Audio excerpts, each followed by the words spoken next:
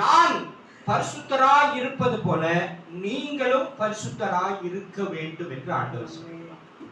அல்லேலூயா. அந்த வசனத்தை வாசிக்கலாமா? அந்த வசனத்தை வாசிக்கலாம். லேவியராகமம் புத்தகம், லேவியராகமம் 11வது அதிகாரம் 44. நான் உங்கள் தேவனாகிய கர்த்தர், நான் பரிசுத்தர், நான் பரிசுத்தர்.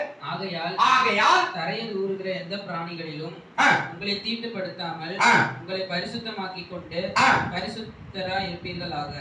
45 வாசிங்க. நான் உங்கள் தேவனாய் இருக்கும்படி, நான் உங்கள் தேவனாய் இருக்கும்படி உங்களை எகிப்து தேசத்திலிருந்து வர பண்ணின கர்த்தர் நான் பரிசுத்தர், நான் பரிசுத்தர். ஆகையால் நீங்களும் பரிசுத்தமாய் இருப்பீர்களாக.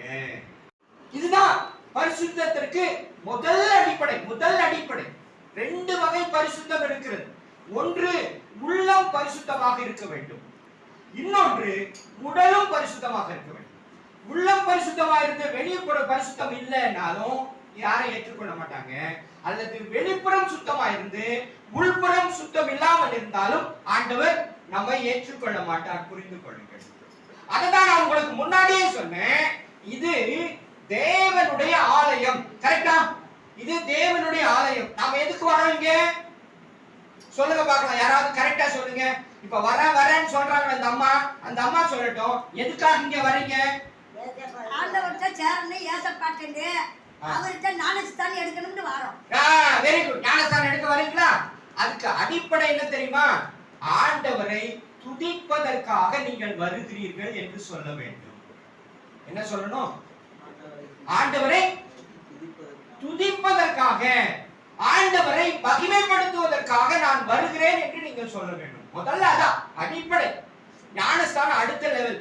நீங்க இங்கிருந்துக்கே சொல்லிக்கிட்டா நாங்க போய் எங்க அடிப்படை பாக்குறது?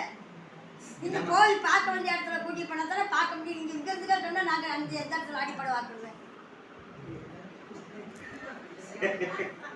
ஐயோ ரொம்ப கஷ்டமா, ரொம்ப கஷ்டம். இங்கதாமா எல்லாமே, எல்லாமே. உங்களை வேற எங்கேயும் கூட்டு போக மாட்டோம் நாங்க.